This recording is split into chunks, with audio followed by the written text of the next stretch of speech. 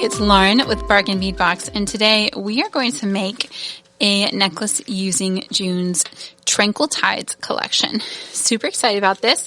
We're going to, of course, use our little octopus, and then we're also going to use our blue spot jasper, our steel blue crystal rondelles, just a couple of the Sodalite Hishi, and blue spot jasper lanterns, and quite a few of our findings. We've also got our blue spot jasper teardrop pendant, our bead caps, our chain, and these little swirled links, a couple spacer beads. Going to be using one of our clasps, and then there it is.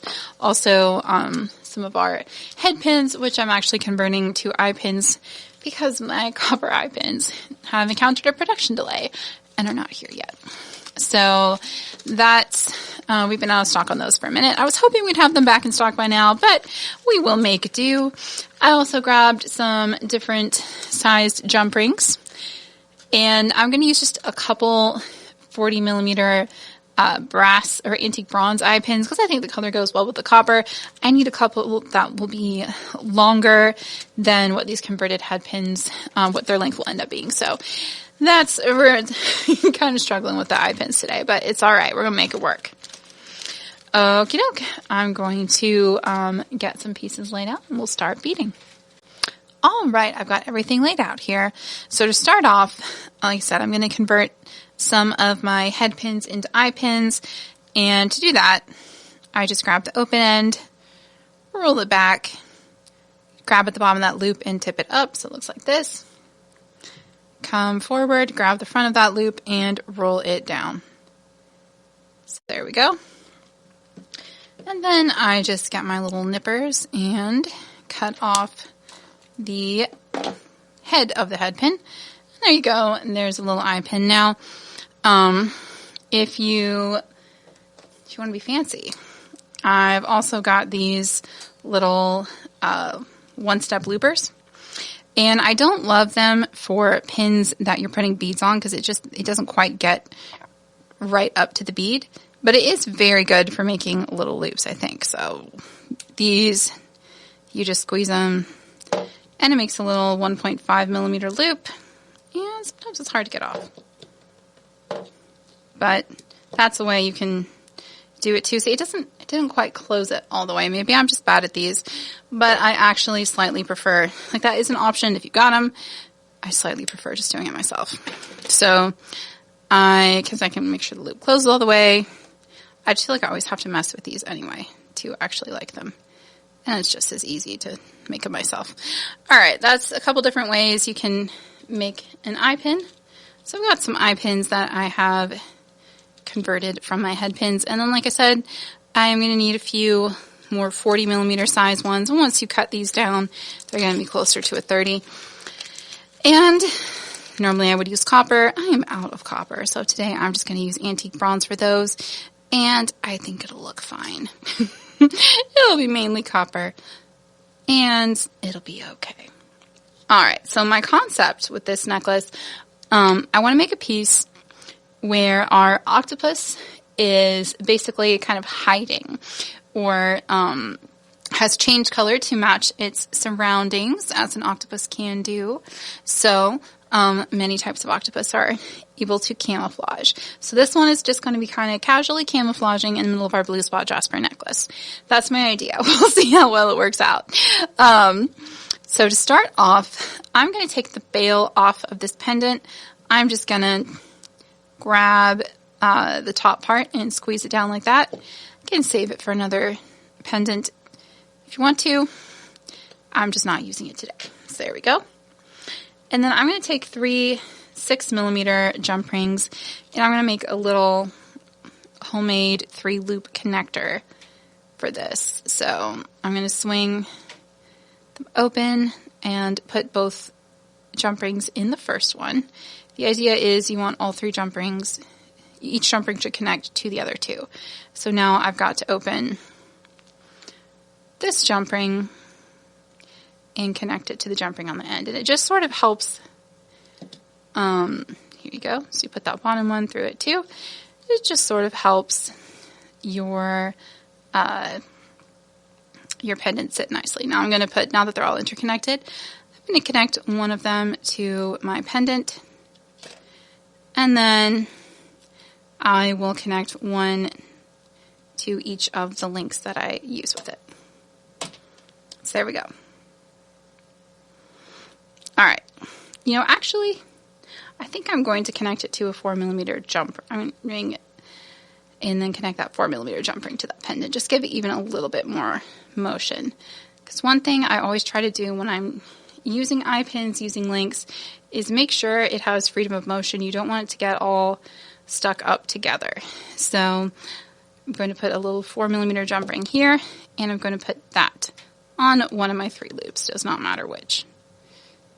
Whichever one you use, you'll just use the other 2 for your links. Okay. Yeah, see, that'll sit nicer. There we go. Now I've got this little 3-loop link there. All right, now it's time to start using your eye pins. So the first thing I'm going to make is the pattern, because you can't disrupt a pattern with an octopus until you have a pattern. So to start out, I just want some sparkly things. I'm going to do a little crystal rondelle. I'm just going to trim it down and make a simple loop. And I am going to try to keep all of my loops sort of parallel with the bottom loop. So I'm going to hold that bottom loop at a 90-degree angle while I curl away from me. Grab the back, curl it back up towards me, make a little hook, grab the front of that hook, and roll it down. And there we go. There's my loop. I'm going to do that again for the other side. So just take my little 6x4mm crystal rondelle and make a little simple loop. Trim it down, grab the top, roll it away from me, grab the bottom, roll it back towards me, make that little hook, grab the front of the hook, and roll it down. There are lots of ways to make simple loops. And I've had some people ask me, why do you use this method? Because I guess they usually use a different method. And the answer is, it's the one I learned when I was a kid. Look at that. I did that perpendicular because I wasn't paying attention. So I'm going to undo that real fast. But it's the one I learned when I was a kid. And it served me well. So I do it still. And this time, I'm not going to get talking. I'm going to pay attention to what I'm doing. Usually I do them perpendicular. But for this necklace, with the way that the links lay in it, I'm going to do parallel. So here we go. And roll that down, and it's not super parallel. It could be better, but you know what? It'll be fine. Okay, so now I'm going to swing my loop open towards me and grab one of those other 2 jump rings there. And now I'm going to close my loop. That. And now I'm just going to do the same thing with the other link and the 3rd jump ring here. Grab the edge of that one. No, not both of them, just the one. Thank you. There we go. All right. So here we have the beginning of our necklace. All right, next I'm going to do a blue spot jasper on each side, I think. Actually, you know what? Next I'm going to do a little copper coin, a swirly coin. I think that will be cute. And we'll move into the blue spot jasper after that. I think that'll work well. All right, it's a little long. Curl it down. Oh, look at me again doing perpendicular. It's just my default setting. But with all the jump rings I'm using and everything, it'll be fine. I'll just do both of these links perpendicular and we'll pretend it was on purpose. And if it doesn't work, I'll take it out and I'll do something different. I'll do it again. I'll do it right. I don't know about you, but sometimes I'm just like, I'm making this for me. It's good enough. If I'm making jewelry for shows or for other people, which I don't do very often anymore, but I always have, like, I'm an utter perfectionist at that point. But I'm just making a fun little octopus design for myself, I'm much less concerned. So doing links perpendicular is a fine way to make sure that to help them hang nicely. And that's, like I said, it's my default. It's what I usually do. But we have some big chunky flat links. And when I'm working with those, I like to use some jump rings in between. And I like to do parallel links because I think it helps them hang a little more nicely. All right. Time for some blue spot jasper. I'm going to do 2 of them, and I'm going to choose ones that have a pretty good white swirl because my octopus has some nice white under his blue spots, and it's going to show up pretty nicely. So I'm going to find some beads that coordinate well with him. Since he is, after all, hiding, he's a shy octopus. I want to give him his best shot at staying hidden. This is definitely going to be a sort of whimsical piece, but if you don't want to make it whimsical, I will show you you can just continue the pattern that you're doing instead of adding the octopus when it comes time to add him, though I myself greatly enjoy the whimsical aspect of the design. Straighten that one out a little bit more. There we go. Okay. And again, I'm gotta remind myself. Parallel loops. There we go. Looks pretty good. Okay. And now we'll do this one. Whew, I tell you what, y'all, the air conditioning in the studio is not keeping up well today. It is warm with these lights on and everything. All right. Now I'm going to make my first 2 big fancy links, the ones that our octopus will be imitating. And I'm going to use 2 blue spot jasper lanterns for those. And I'm going to accent them with some crystals and some bead caps. So I'll need 4 bead caps and 4 crystals. Do one on each side. Okay, so we're going to do, and I'm using the longer pins for this, we're going to do a crystal rondelle, and then bead cap, and then our lantern bead, and another bead cap, and another crystal rondelle, and that'll just fit on there. Look at that. Okay, turn this a tiny bitty bit, and now again, let's see, there we go, turn it so the loop is facing me, and roll it back, roll it towards me, flip it forward, grab that hook, and curl down. Alright, so I'm going to use jump rings after these to attach them to the links there. When you have a large flat link, putting jump rings on either side of it, I just feel like helps it sit nicely, not get all bunched up. Alright, I'm going to make another one of these fancy links. Again, this is going to be the style of link. I think that this length will work well. I'm going to go ahead and make my little octopus interloper here. So for the octopus, I'm going to use the little Hishi beads because they're smaller and thinner, and he's a little bit thicker than one of these lanterns. We're going to put the bead cap on either side. So I'll do one on bottom, one on top. Of course, he has to have a little hat. He's so cute. And then we'll do another nice little sodalite Hishi. And I think that's going to be just about the same in length. Yeah, that's kind of perfect. So that's going to work well. So for this one, we'll just do 2 of these links, but after the fancy copper links, in between the fancy copper links, we're going to put our little octopus. So I'm going to go ahead and make this link, mostly because I'm excited to. He's so cute. Did you name your octopus? If so, I would love to know. Let me know in the comments what yours is named. I think mine, let's see, what does he look like?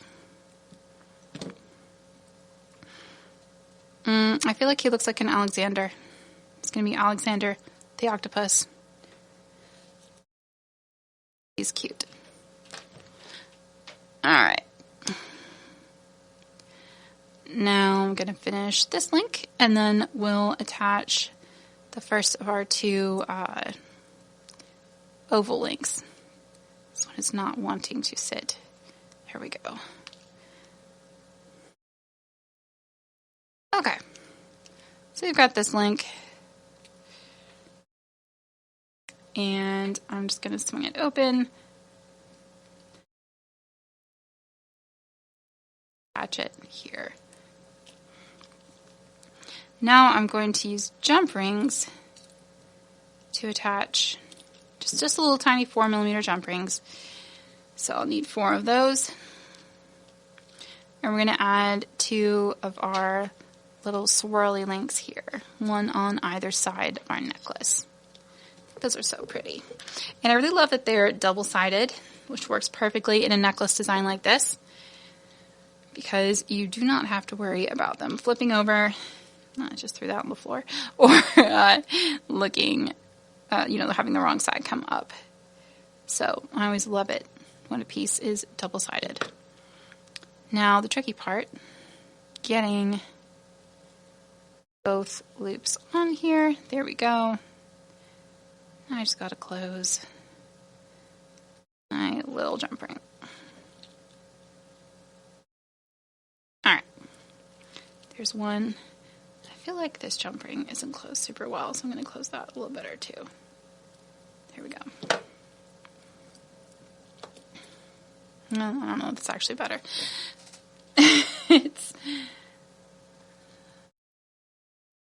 Alright. I'm going to stop. It's holding, so we're good. I think it's fine. Now I'm going to connect the other side here. Alright. And I think in the middle of this piece, since we've got these 4 bold links, I think I might just go ahead and do my big links next. So I'll do octopus here, and then I'll make another one of these links on the other side. And he's just kind of going to be hanging out and chilling and pretending like he's just a blue spot jasper lantern.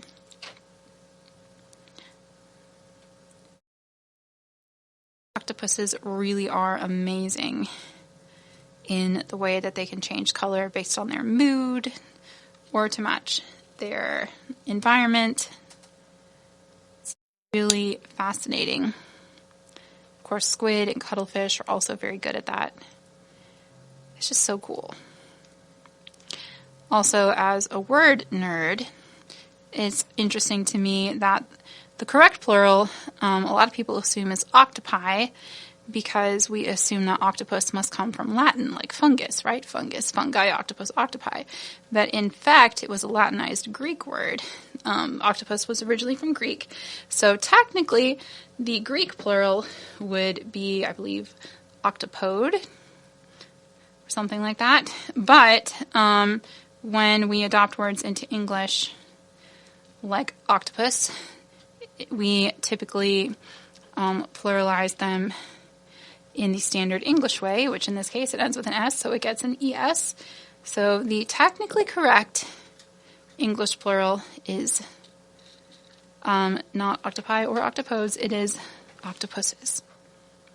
Even though, I don't know, it sounds weird to my brain, but that is grammatically the correct choice. Alright, let's see here.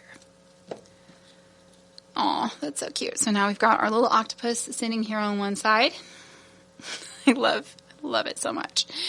And I'm going to open 2 more jump rings. And I'm going to put a link on either side of that. That's going to be so cute. And then we'll just do basically an inverse pattern like this, and we'll attach it to a chain. This is going to be a long necklace. I want it to be a long, fun necklace with this little octopus. All right. So jump ring with the links. Like, you don't have to use jump rings. I just find they help things sit nicely. So I like to use them. Again, I'm only putting them on these long links, but because you've got, you know, this big long beaded link and then the big long metal link, a jump ring just kind of helps it sit nicely. Helps the whole thing, kind of gives it a little bit of room to wiggle, and a little wiggle room so it can hang nicely. All right, so there's that. Now I'm going to go ahead and do this pattern inverse. So we need 2 more blue spot jasper lanterns and 4 more crystals and 4 more bead caps. And we'll just do these real quick. All right. I love these lanterns. It's always fun to have a larger non-round shape in the box. So whenever I can find a good deal on something like that, I always like to grab them. All right. Let's see here. Going to wrap this down. I maybe made that loop a little small. Oh well. It will be all right. Move this up so I'm not working on the bottom of my screen so much here. So rondelle, bead cap, jasper bead, bead cap, and rondelle. There we go. Okay. And you can, if you prefer, if you don't want to have an octopus hanging out, you can just make another one of these links, continue this pattern here, and just make a traditional pretty necklace. That is certainly an option, and it is an elegant one. But I love little octopus. He's so much fun. Okay, jump rings again to attach. I'm going to use the smaller link here. Here we go. Just sewing that shut.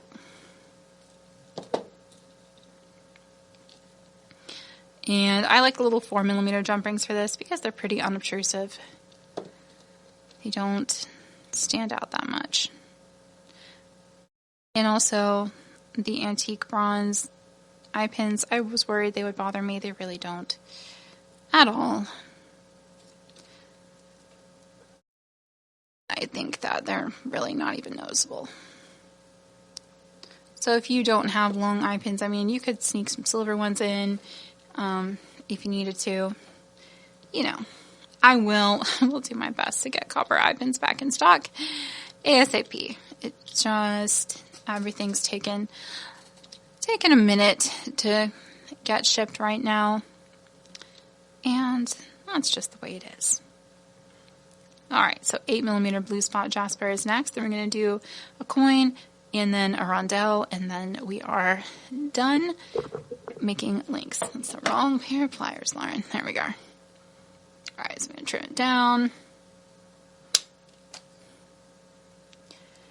And curl it backwards. Grab the bottom, curl it towards me, flip it over, grab the hook, and rotate it down. If you need to, you can make it stand up a little bit. There we go. So we'll do these. I'm just going to make all 6 of these real quick, and then I'll just link them together It's a long one today. It's a long necklace. And sometimes I feel like stringing goes so much faster, but I love the beaded chain look, and it's going to be really pretty when we're all done. That little octopus just makes me happy hanging out there. You could put him here if you'd rather, if you want to be higher up. It's all personal preference. Do what makes you happy. For sure. All right. I want him kind of showcased right in between those links there. Now we're doing the copper coins. I love these little swirled spacers. Do the other one.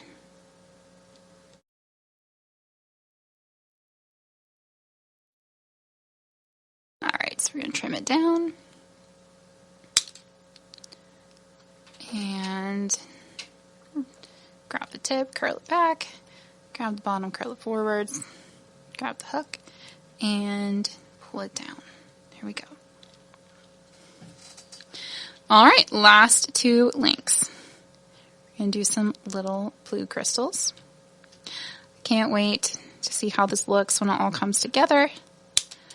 Very excited to wear this piece. I love a nice long necklace. And this one is such a fun mix of whimsical and elegant. I'm excited. I hope it works out the way it does in my head.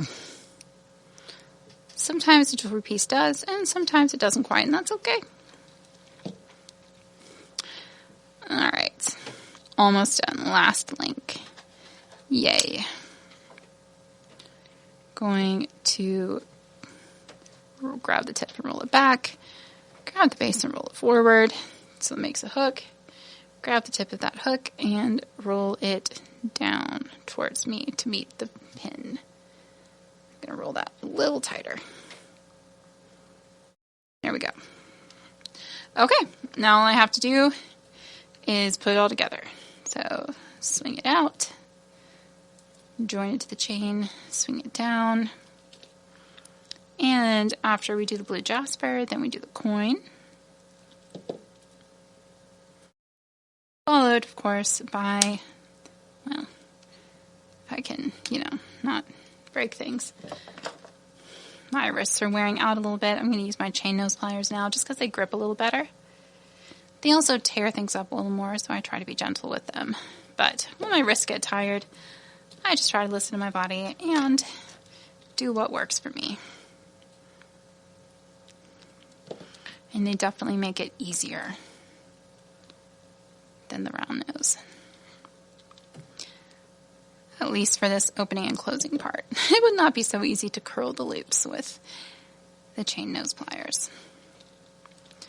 But they make this part go quickly. Alright, so now I'm going to attach some chain. And attach one of my clasps, which are over here, attracting all of the jump rings.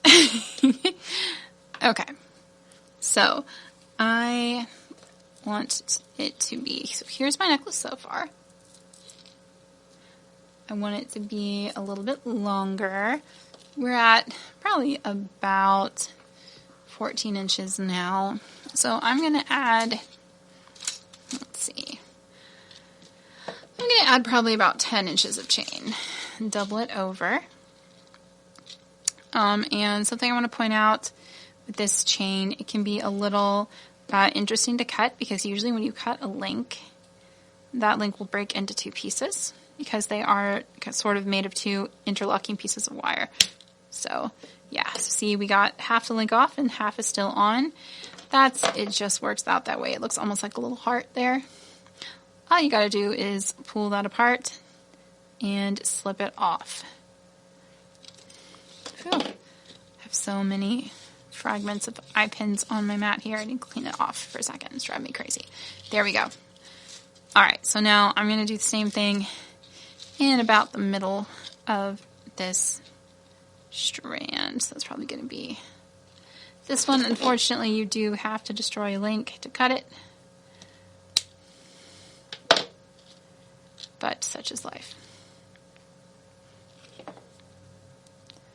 And then again, you've just got that little half link left. You just got to, and you could cut it too if you wanted, but it's no need. It's easy to bend once the other half is broken off. All right, I have 2 pieces of chain here, 2 little segments of chain. Now all that's left to do is to take some jump rings and attach them to,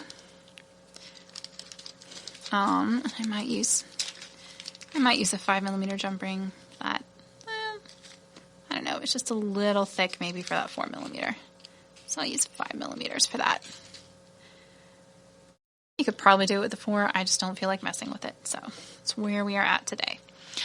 I'm going to just open up the end of this eye pin and stick one end of the chain on. I'm going to do the same on the other side with the other chain segment once I make sure I get that closed all the way. There we are. There's one piece. Pull this down. And we're going to take this, open it up, like so, slip this chain segment on, and then close it. There we are.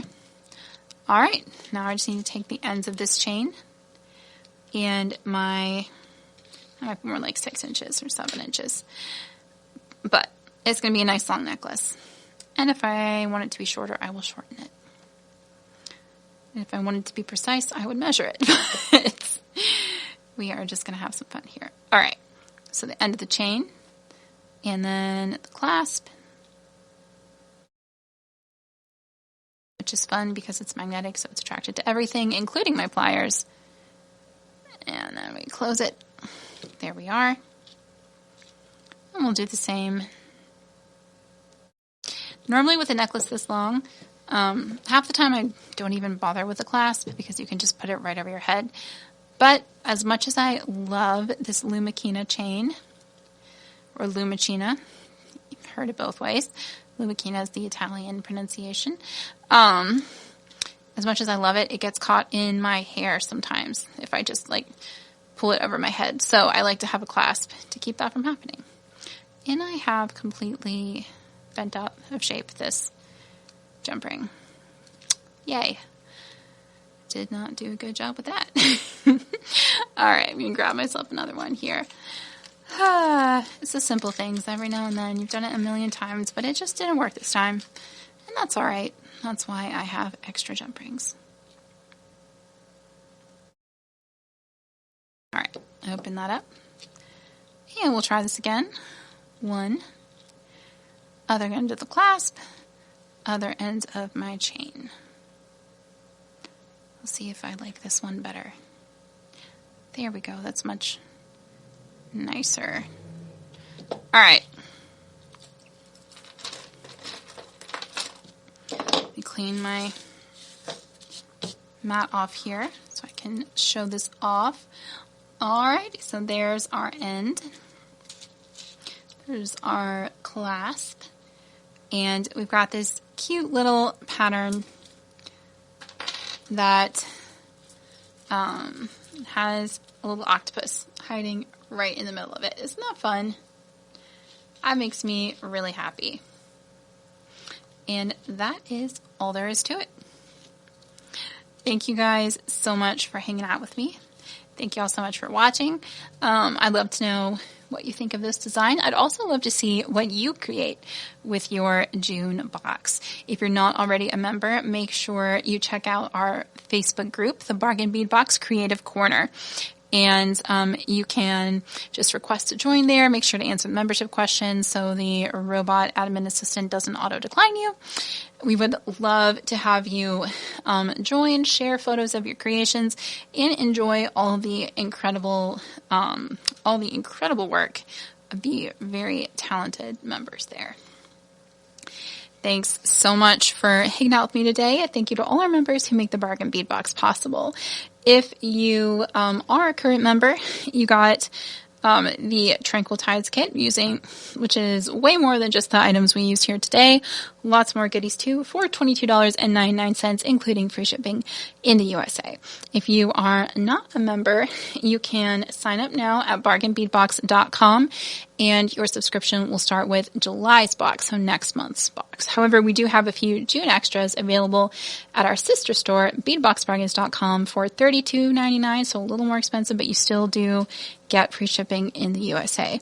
And if you sign up now, you'll get all future boxes at the member price instead of that $32.99. Thank you all again. Hope you have a beautiful rest of your day and a fantastic rest of your week. As always, happy beading.